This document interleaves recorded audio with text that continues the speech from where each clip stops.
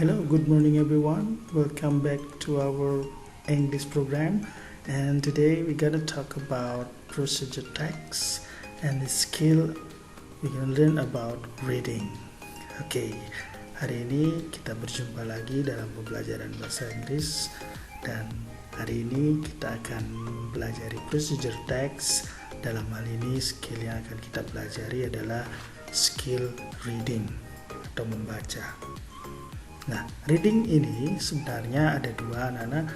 Yang pertama adalah reading pronunciation atau reading aloud atau membaca nyaring. Di sini yang dicari adalah bagaimana pengucapan yang benar. Kemudian yang kedua adalah reading comprehension atau reading untuk pemahaman, di mana yang ditanyakan atau dites di sini adalah skill memahami isi bacaan. Oke, dari kedua jenis reading tadi kita akan mendalami salah satunya yaitu reading comprehensions.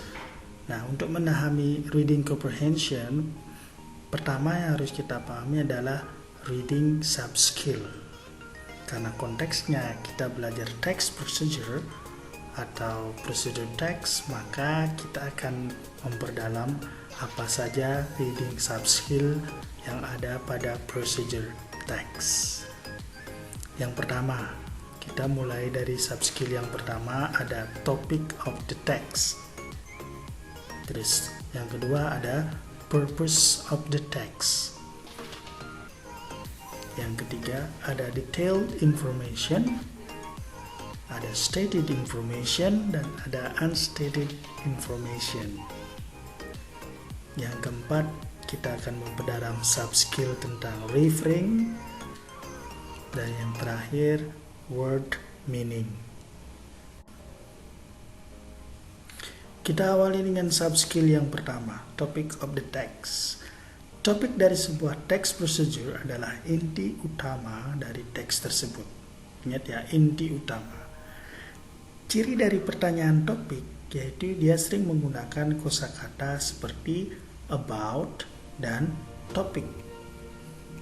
Contoh pertanyaannya, what is the text about?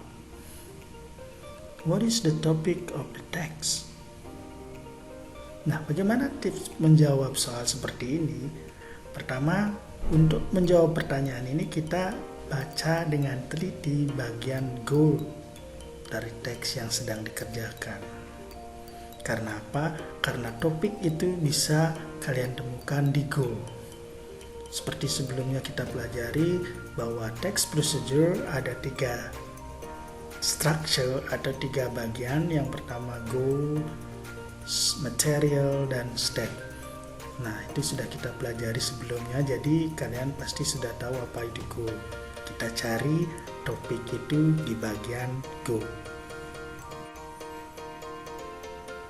Oke, kita ke sub skill yang kedua yaitu purpose of the text. Purpose of the text itu adalah tujuan yang ingin dicapai dari penulisan sebuah text procedure. Nah, ciri-ciri pertanyaan ini seperti biasa dia akan menggunakan kata purpose, intention, goal, or aim. Misalnya, what is the purpose of the text? What is the intention of the text? What is the aim of the text? Atau what is the goal of the text? Bagaimana menjawabnya? Nah, untuk menjawab pertanyaan seperti ini sama dengan pertanyaan topik tadi, bacalah dengan teliti bagian goal. Ya, baca dengan teliti bagian goal.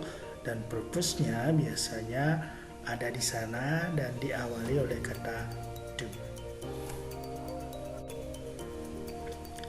Oke, kita ke sub skill yang ketiga yaitu detail information.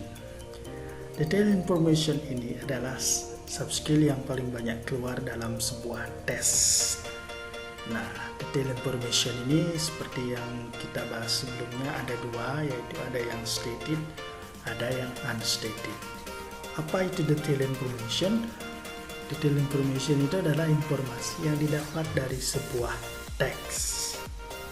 Ciri pertanyaan ini biasanya dia memakai kata tanya seperti what, when, where, why, how many, how long, dan lain sebagainya.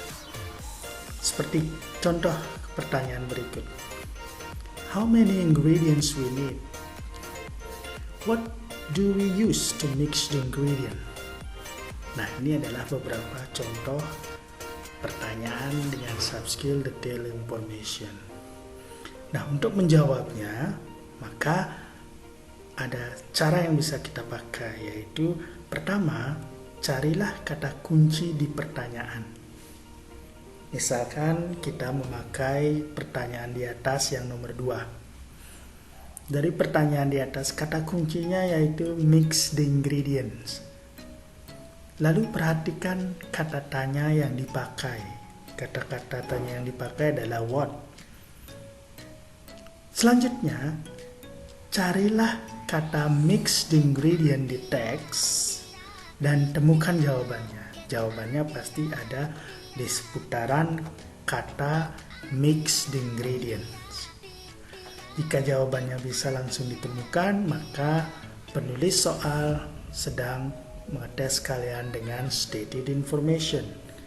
Sedangkan jika jawabannya tidak ditemukan langsung, maka namanya unstated information. Nah, ketika mengerjakan unstated information, kita harus menyimpulkan atau mencari kata yang bermakna sama.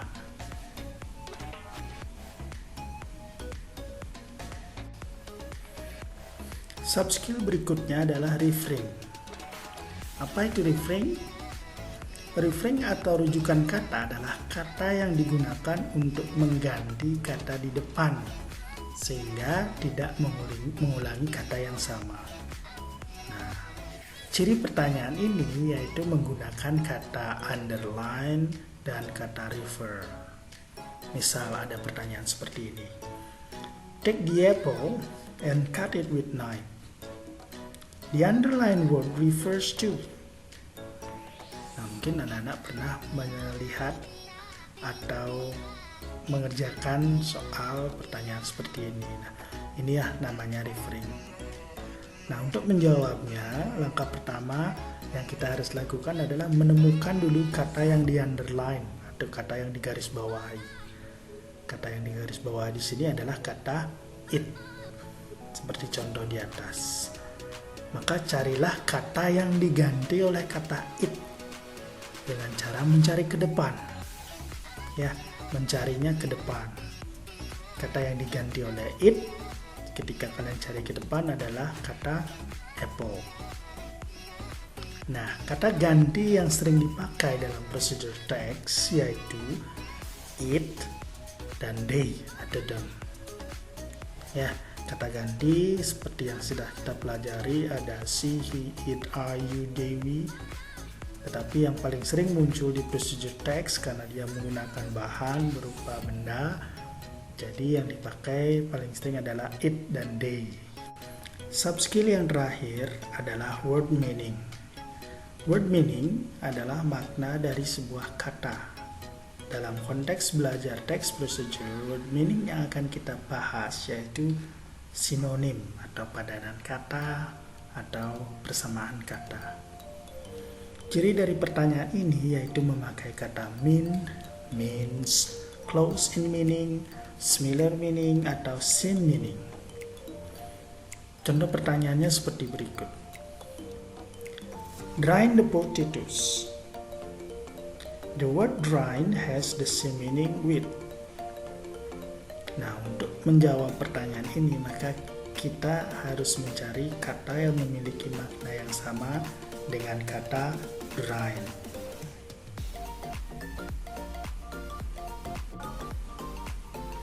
Oke, ini bagian yang terpenting dari pembelajaran kita hari ini yaitu practice atau latihan. Ya, I will provide you with a text, procedure text. In this context is recipes, and I provide you also 1 until 6 question. Oke, hari ini Bapak sudah menyiapkan satu teks procedure text, dalam hal ini text receipt, ada 1-6 pertanyaan yang akan kita coba praktekkan atau latih.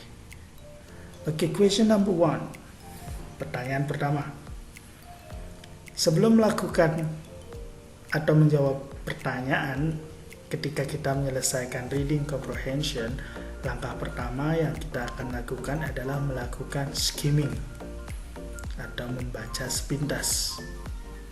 Tidak perlu mengartikan, tidak perlu mentranslate, tidak perlu membuang-buang banyak waktu. Cukup baca sepintas teks yang sedang kita kerjakan. Ya, kesalahan umum dalam pengerjaan reading comprehension, sering peserta atau siswa spend a lot of time atau menghabiskan banyak waktu untuk mencoba mengartikan arti dari teks yang sedang dikerjakan. Padahal pertanyaan yang diminta sederhana, tapi waktunya habis untuk mengartikan isi teks. Itu kesalahan umumnya. Sehingga kita lakukan skimming dulu. Kita lakukan skim, membaca sepintas. Kita cari misalnya, ini goalnya, kemudian goalnya seperti ini. Ini bahan-bahan yang dipakai, ini stepsnya atau instructionnya ada 5. Tidak perlu kita detail, sepintas saja. Setelah itu baru kita masuk ke pertanyaan. Oke, kita mulainya dari pertanyaan. Question number 1. Kira-kira kalian tahu kita sedang mengerjakan pertanyaan apa? Ya, benar, kita sedang mengerjakan topic of the text. Seperti tips yang dibagikan tadi, topic of the text selalu muncul di goal. Jadi, we have to pay attention on this goal. Perhatikan goal ini. Kemudian, setelah melatihkan dengan seksama, baru kita ke optionnya. What is the text about? Experience in cooking. Making a tempeh from bergedel. How to make a good tempeh. The story of bergedel tempeh. Dari sekian option yang diberikan, yang cocok dengan goal ini adalah option number B. So the answer is B. Making tempeh from bergedel. Okay, we go on to the second question. Pertanyaan kedua, what is the purpose of the text? Kira-kira anak-anak bisa menebak apa jenis subskill yang sedang kita kerjakan di soal nomor 2? Ya, subskillnya adalah purpose of the text. Seperti yang sudah kita pelajari sebelumnya, bahwa purpose of the text juga bisa ditemukan di goal. Ya, jadi acuan kita menjawab soal nomor 2 adalah goalnya. Anak-anak bisa perhatikan dari option yang tersedia. Dari sekian option yang tersedia, silahkan dianalisa yang mana sesuai dengan goal. How to make bergedel tempeh. Nah, dari sekian option yang tersedia, ternyata yang paling tepat adalah option number B. To tell how to make bergedel tempeh.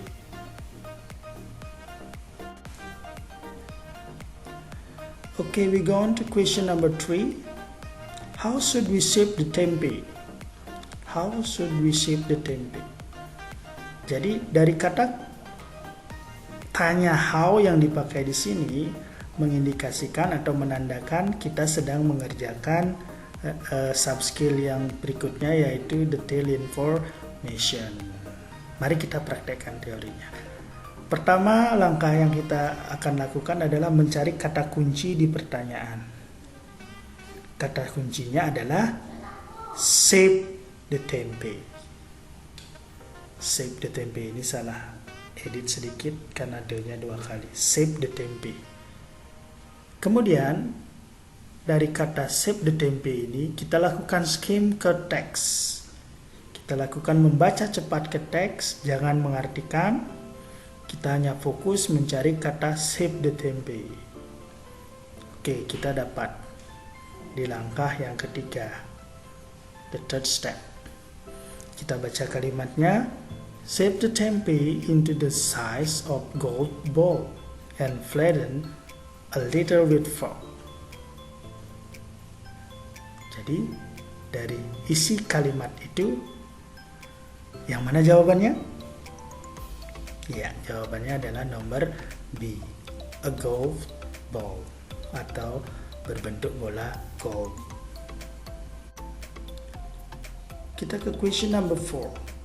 Which statement is true about the instruction? Nah, di sini kita disuruh mencari yang true based on the instruction. Jadi jawabannya ada di instruction. Kita suruh untuk menganalisis whether A, B, C, D yang true atau yang benar. Ini bagian dari detail information. Jadi kita juga harus mencari kata kunci di masing-masing option ini. Kemudian kita cari di teks apakah benar atau salah. Kita awali dari nomor A. We need the big fire to make oil become hot. Kata kuncinya di sini adalah kata big fire. Oil become hot. Kita lakukan skimming di teks, membaca cepat, mencari kata kunci tersebut.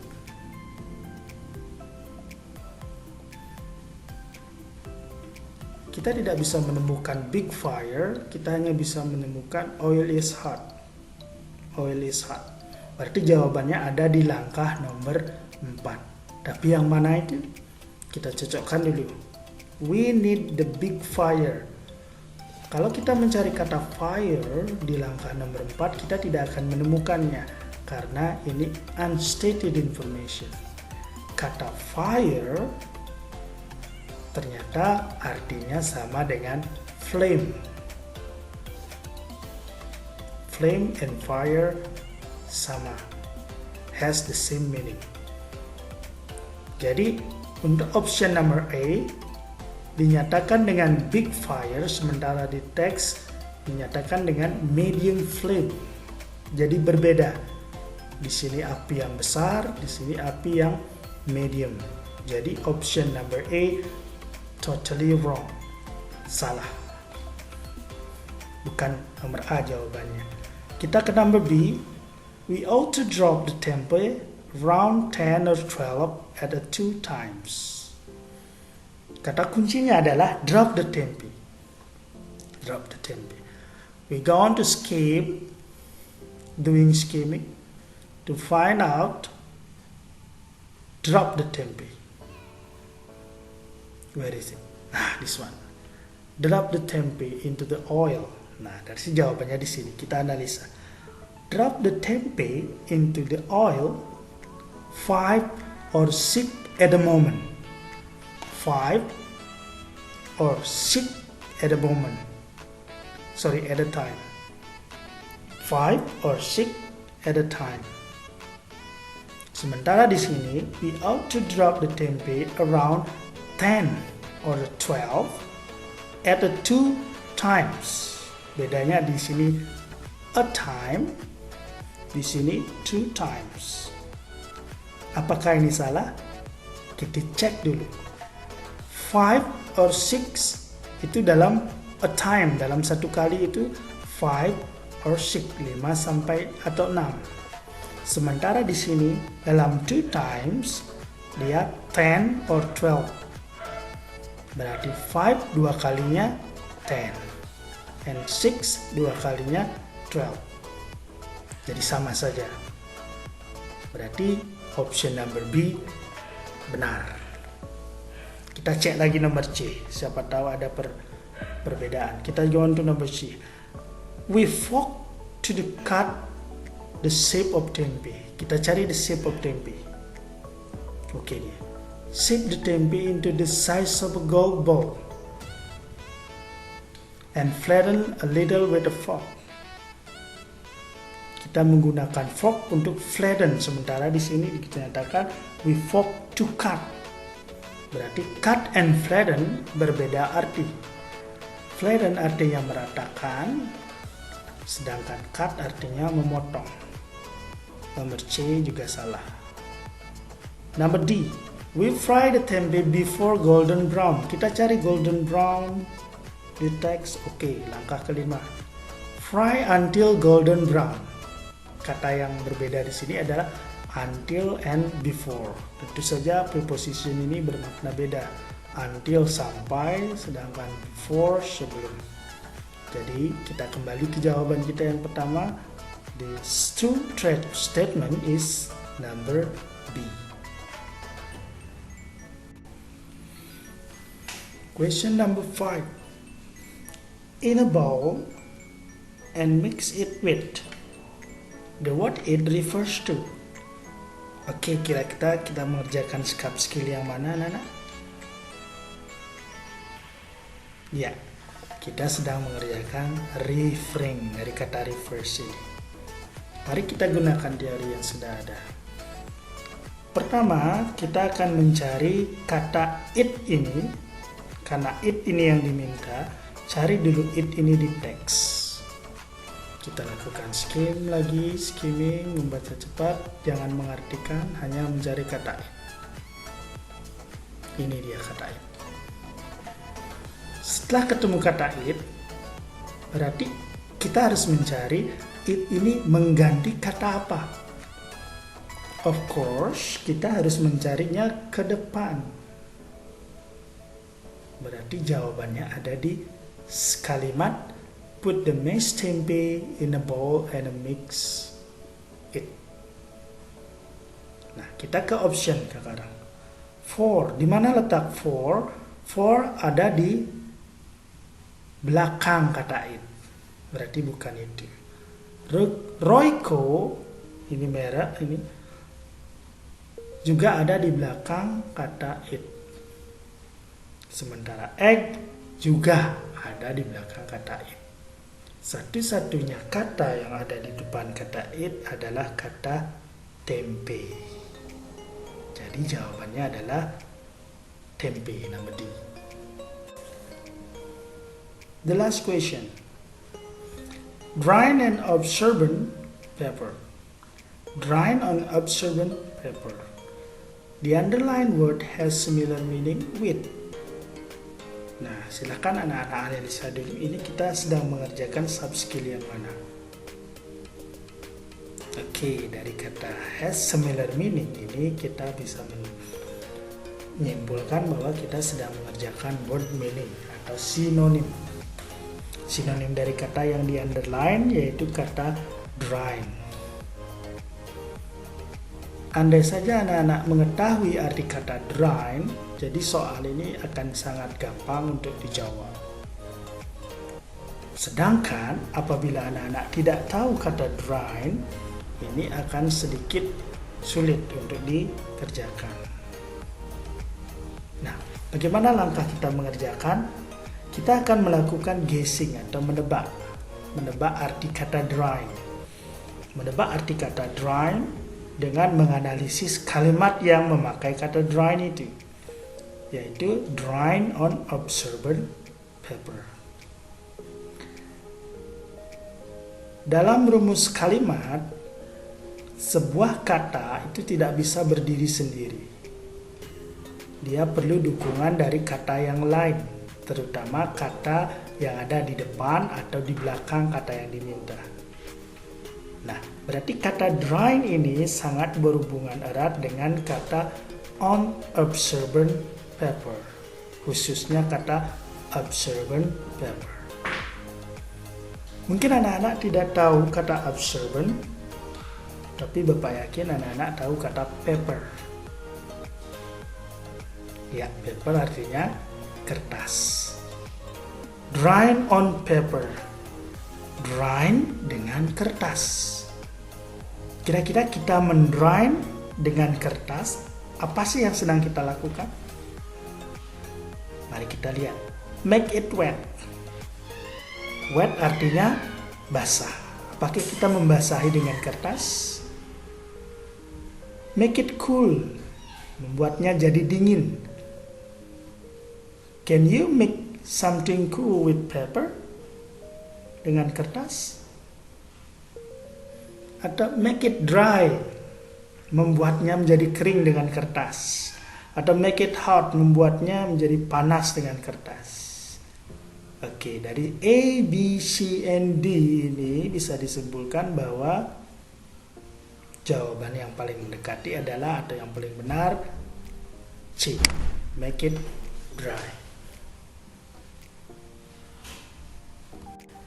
Okay, that's all about our lesson for today about reading comprehension for procedure text.